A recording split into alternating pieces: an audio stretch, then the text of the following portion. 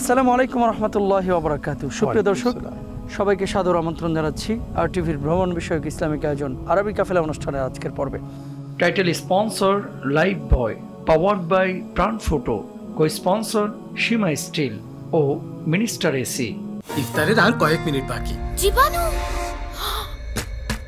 ইফতারের আগে লাইফ বয় যাতে জীবাণুরা চলে যায় লাইফ বয় যাতে জীবাণুরা চলে যায় লাইফ বয় জীবাণুরা চলে যায় লাইফ বয়।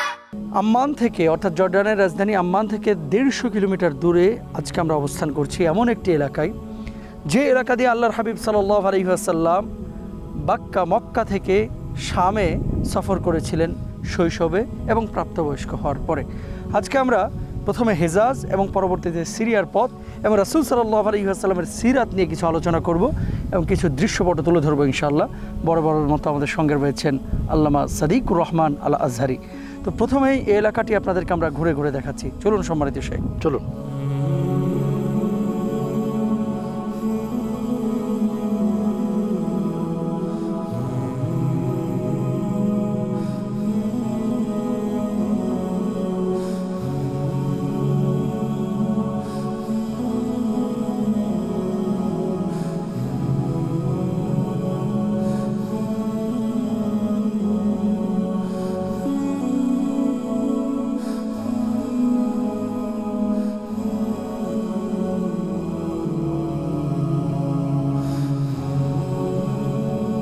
আলহামদুলিল্লাহ, আমরা পৌঁছে গেছি হেজাজের রাস্তার কাছেই। আমি সম্মানিত শাইখের কাছে জানতে চাচ্ছি, রাসূল আকরাম সাল্লাল্লাহু আলাইহি ওয়াসাল্লাম যে এই পথ অতিক্রম করে শামে গিয়েছিলেন, কি ছিল আল্লাহ রাসূল সাল্লাল্লাহু আলাইহি ওয়াসাল্লামের সেই ঘটনাটি? নবীজি সাল্লাল্লাহু আলাইহি সাল্লাম এই প্রান্তকে ধন্য করেছে, এই পথ দিয়ে নবীজি সাল্লাল্লাহু আলাইহি সাল্লাম এসেছিলেন। চিন্তা করুন, আমরা যে কথা বলছি প্রচণ্ড রোদের কারণে আমার এবং শেখ মুস্তাফিজুর রহমানি দুজনেরই প্রচণ্ড কষ্ট হচ্ছে। এই রোদ, এই উত্তপ্ত মরুময় এলাকা, শত শত কিলোমিটারের ভিতরে কিছুই নেই। আজ থেকে ১৫০০ বছর আগে পেয়ারা নবী সাল্লাল্লাহু আলাইহি সাল্লাম মক্কাতুল মুকাররমা থেকে ১৫০০ কিলোমিটার পাড়ি দিয়ে তিনি যাবেন শামে। তো নবীজি সাল্লাল্লাহু আলাইহি সাল্লাম এই প্রান্তে এসেছিলেন। এটা হচ্ছে হেজাজের পথ। এই পথ ধরেই নবীজি সাল্লাল্লাহু আলাইহি সাল্লামের পুরো সেই আরব বণিক দল নবীজি সাল্লাল্লাহু আলাইহি সাল্লাম একসাথে প্রত্যেকেই বাহন নিয়ে এসেছিলেন। ছোট্ট মানুষও এসেছিল, আবু তালেব, কারণ নবীজি সাল্লাল্লাহু আলাইহি সাল্লামের কেউ ছিল না, তিনি ছিলেন এতিম থাকার কারণে কার কাছে তিনি থাকবেন। তিনি এজন্য নবীজি সাল্লাল্লাহু আলাইহি সাল্লাম এই পথে এসেছিলেন হেজাজের পথ ধরে। এবং এই জায়গাটা আমরা এখানে এসে দেখেছি ভিন্ন স্ট্রাকচারে এই জায়গাটা রাখা হয়েছে। এর কারণ হিসাবে মুআররিখিনগণ এবং এখানে যারা দায়িত্বে আছে, আমি দায়িত্বে থাকা ব্যক্তির সঙ্গে কথা বলেছি, তিনি বললেন যে এই জায়গাতে বাদশাহ আবদুল্লাহ সহ এবং এই বাদশাহ আবদুল্লাহর পরিবারের যারা রয়েছে, যারা এই দেশকে পরিচালনা করে, তারা পর্যন্ত এখানে এসে ঈদের নামাজ আদায় করে। তার মানে আনন্দঘন মুহূর্তগুলো নবীজি সাল্লাল্লাহু আলাইহি সাল্লামের এই বরকতের জায়গা দিয়ে তার আনন্দকে আরও বেশি উৎসব মুখরিত করে। আমরা যেই জায়গাটা আপনাদেরকে দর্শক দেখাচ্ছি, এই জায়গাতে মূলত আরব বণিক দল নবীজি সাল্লাল্লাহু আলাইহি সাল্লামের সঙ্গে এসে তারা তাদের উটকে পানি পান করানো এবং নিজেরা বিশ্রাম নেওয়ার জন্য এই জায়গায় অবস্থান করেছেন। আর নবীজি সাল্লাল্লাহু আলাইহি সাল্লাম এখান থেকে একটু সামনে গিয়ে গাছের নিচে নবীজি সাল্লাল্লাহু আলাইহি সাল্লাম অবস্থান করেছেন। ধন্যবাদ। আমি দুটো বিষয় আপনার কাছে জানতে চাচ্ছি, যে আপনি হেজাজের কথা উল্লেখ করেছেন, তো বর্তমান সময়ে হেজাজ নিয়ে কেন কথা হয় না, আর হেজাজ বলতে কোনো অঞ্চলগুলোকে বোঝানো হয়? দ্বিতীয়ত আরেকটি বিষয় হচ্ছে, রাসূল সাল্লাল্লাহু আলাইহি ওয়াসাল্লামের জামানায় এই শাম বা সিরিয়াতে এত ব্যবসা বাণিজ্য কেন হতো বা কেন্দ্র কেন ছিল? আর তৃতীয়ত আল্লাহ রাসূল সাল্লাল্লাহু আলাইহি ওয়াসাল্লামের আরেকটি বিষয় জানতে চাচ্ছি, যে নবীজির যে অভিভাবকত্ব, এই যে পরিবর্তন ইন্তেকালের পরে কে গ্রহণ করেছিলেন এবং কিভাবে তিনি লালিত পালিত হলেন, যদি সংক্ষিপ্ত আকারে বলেন। যে আমরা নবীজি সাল্লাল্লাহু আলাইহি সাল্লামের কথা বলতে গেলেই হৃদয়টা সত্যি নবীজি সাল্লাল্লাহু আলাইহি সাল্লামের মহব্বতে অশ্রুসিক্ত হয়। নবীজি সাল্লাল্লাহু আলাইহি সাল্লামের প্রতি মহব্বত বৃদ্ধির জন্যই আজকে আমাদের একটু প্রয়াস। হেজাজ বলতে নবীজি সাল্লাল্লাহু আলাইহি সাল্লামের লালিত পালিত হওয়ার শহর, মক্কাতুল মুকাররমা, আর মদিনাতুল মুনাওয়ারা হচ্ছে হিজাজের অন্তর্ভুক্ত আরেকটি শহর, কারণ নবীজি সাল্লাল্লাহু আলাইহি সাল্লাম সেখানে হিজরত করে গিয়েছেন। এগুলো প্রাচীন হিজাজের অন্তর্ভুক্ত শহর। আর নবীজি সাল্লাল্লাহু আলাইহি সাল্লাম শাম বলতে যে দেশগুলোকে বুঝিয়েছেন সেগুলো হচ্ছে জর্ডান, লেবানন, এমনকি ফিলিস্তিন, এমনকি সিরিয়া।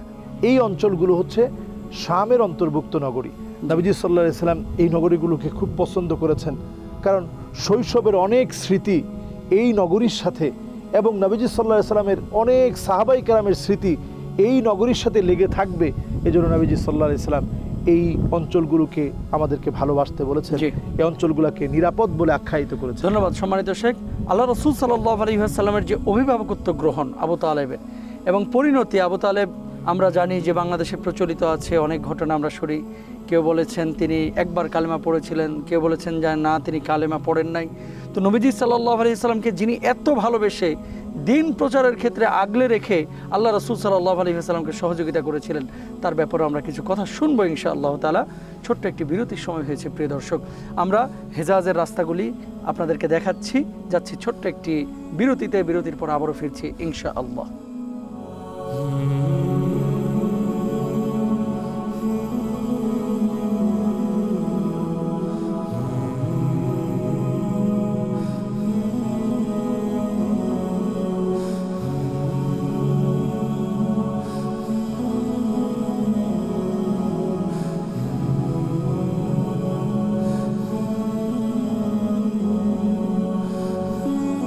অসময় যন্ত্রণা হোক হোক মধুময়, সময় অসময় হয়ে যাক ফ্রুটময়।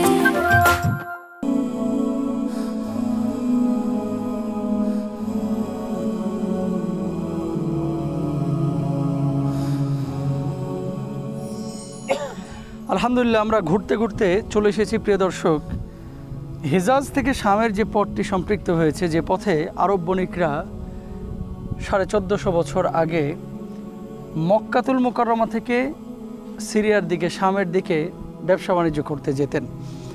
আমরা সম্মানিত শাইখের কাছে একটি বিষয় জানতে চাচ্ছি পর্যায়ে, এই যে আরব বণিকরা এই পথটা ব্যবহার করতেন এবং এখানে এসে তারা ট্রানজিট পয়েন্ট করতেন, মানে এখানে এসে অবস্থান করতেন, তারপরে বিশ্রাম নিয়ে তারপরে আবার পথ চলা শুরু করতেন, কারণটা কি ছিল? দেখুন মোহতারাম, আমরা দেখতে পাচ্ছি আমাদের হাতের পিছনেই সেই হিজাজ থেকে আসার রাস্তার মাঝখানেই এখানে কিন্তু পানির সন্ধান রয়েছে। কালের পরম্পরায় এখন পানির ব্যবস্থাপনা আমাদের কাছে খুব সহজ, আর সেই সময়ে সাহাবাই কেরাম রিদওয়ানুল্লাহি আলাইহিম আজমাইন ওনারা কত কষ্ট করে সফর করেছেন। তারও আগে যদি আমরা নবীজি সাল্লাল্লাহু আলাইহি ওয়াসাল্লামের বিআসাতের পূর্বে, নবুয়ত প্রাপ্তির পূর্বে আমরা যদি চিন্তা করি, আজ থেকে 1500 বছর পূর্বে কতটা কঠিন ছিল এই দুর্গম পথ পাড়ি দেওয়া। নবীজি সাল্লাল্লাহু আলাইহি ওয়াসাল্লাম 1500 কিলোমিটার পথ পাড়ি দিয়ে এই প্রান্ত দিয়েই শামে যাওয়ার কথা ছিল। আমরা দেখতে পাচ্ছি সাদা একটা এখনও এটার ভিত্তিপ্রস্তর দেখা যাচ্ছে, ভগ্নাংশগুলো এখনও রয়েছে পাথর। এখন এটা একটা মসজিদে রূপান্তরিত হয়েছে।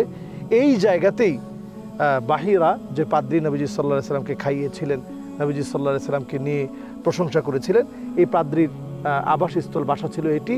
মূলত তিনি এখান থেকে যখন নবীজি সাল্লাল্লাহু আলাইহি ওয়াসাল্লামকে গাছের নিচে বসা অবস্থায় দেখলেন এবং ছায়াদানের দৃশ্যটি দেখলেন, তখন তিনি ডেকে নিয়ে গিয়েছিলেন। এই পুরো অঞ্চলটা হচ্ছে নবীজি সাল্লাল্লাহু আলাইহি ওয়াসাল্লামের স্মৃতি বিজড়িত এলাকা। আমরা দেখতে পাচ্ছি আমাদের সঙ্গে রয়েছেন আমাদের আব্দুল আজিজ ভাই, তিনি এদেশের কিং প্যালেসে চাকরি করেন, খেদমতে আছেন। ভাইয়ের কাছে আমি যে বিষয়টি জানতে চাচ্ছি, এর আগে কি আপনি এলাকায় এসেছিলেন?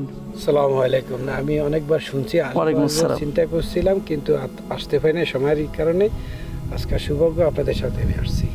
এই যে শত শত নবীদের স্মৃতি বিজড়িত, হাজারো সাহাবীর স্মৃতি বিজড়িত এই যে দেশে আপনারা আছেন, জর্ডানে আছেন, উর্দুনে আছেন, ভালো লাগে নাকি খারাপ লাগে? অনেক ভালো লাগে, কারণ এখানে অনেক সাহাবীরা আছেন বিভিন্ন জায়গায়। আর একটা জিনিস বললেই না, এখানে বেদাতের কোনো জায়গা নাই, বেদাত বলতে কোনো কিছু হয় না।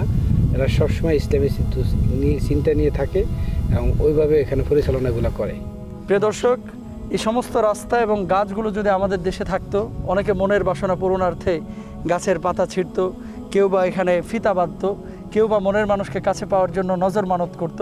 দেখেন পুরো এরিয়ায় আপনাদেরকে আমরা দেখাচ্ছি, এখানে কিন্তু এই ধরনের কোনো আয়োজন নেই, অথচ কালের সাক্ষী হয়ে হাজার হাজার বছর এই পথগুলি এভাবেই আজও বিদ্যমান রয়েছে, যে পথগুলি নবীজি সাল্লাল্লাহু আলাইহি ওয়াসাল্লামের পদস্পর্শে ধন্য হয়েছে। দর্শক, আমরা নবীজি সাল্লাল্লাহু আলাইহি ওয়াসাল্লামের শৈশবের স্মৃতি নিয়ে যেহেতু আজকে কথা বলেছি, এবং এই যে এলাকায় আমরা এসেছি, অবশ্যই এই এলাকাগুলি অনেক নবীর পদস্পর্শে ধন্য হয়েছে। আমরা আল্লাহর কাছে এখন রমাদান মাসের এই বরকতময় সময় দোয়া করব, ফরিয়াদ করব, প্রার্থনা করব। সম্মানিত শাইখ, আল্লাহুম্মা আমিন। আমিন ইয়া রব।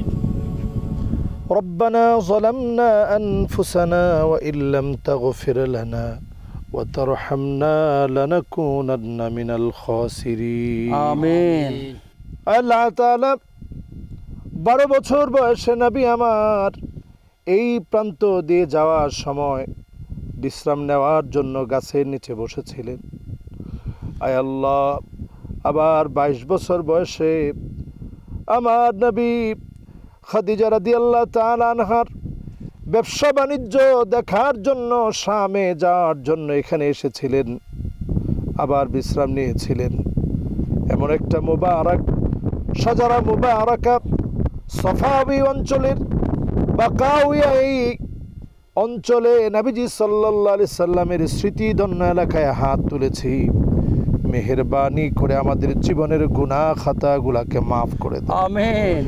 রব্বুল আলামিন, যার মা নাই, যার বাপ নাই, অন্ধকার কবরে মা বাপ যার ঘুমায় আছে, মা বাপ যার অন্ধকার কবরে ঘুমায় আছে, যার মা নাই, যার বাপ নাই, মেহেরবানি করে মা বাবার জীবনের গুনাহ খাতা মাফ করে দাও। আমিন।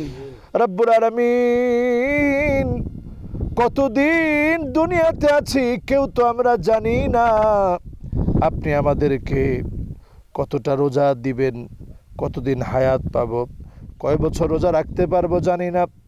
যেদিন মালাকুল মউত চলে আসবে, আপনি আমাদেরকে নামাজরত অবস্থায় ডাকটা দিয়ে দিয়েন আল্লাহ। আমিন।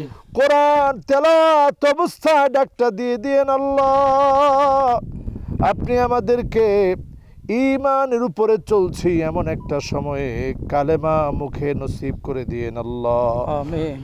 জবানে জারি করে দিন মধুর কালেমা লা ইলাহা ইল্লাল্লাহু মুহাম্মাদুর রাসূলুল্লাহ। অসময় যন্ত্রণা হোক হোক মধুময়, সময় অসময় হয়ে যাক ফ্রুটময়। প্রিয় দর্শক, আরবি কাফেলা অনুষ্ঠানে আমরা আজকে একেবারে শেষ প্রান্তে এসে পৌঁছে গেছি। ইনশাআল্লাহু তাআলা আগামীকাল নতুন পর্বে নতুন স্থাপনায় আবারও দেখা হবে। আল্লাহ হাফেজ। আসসালামু আলাইকুম ওয়া রাহমাতুল্লাহ।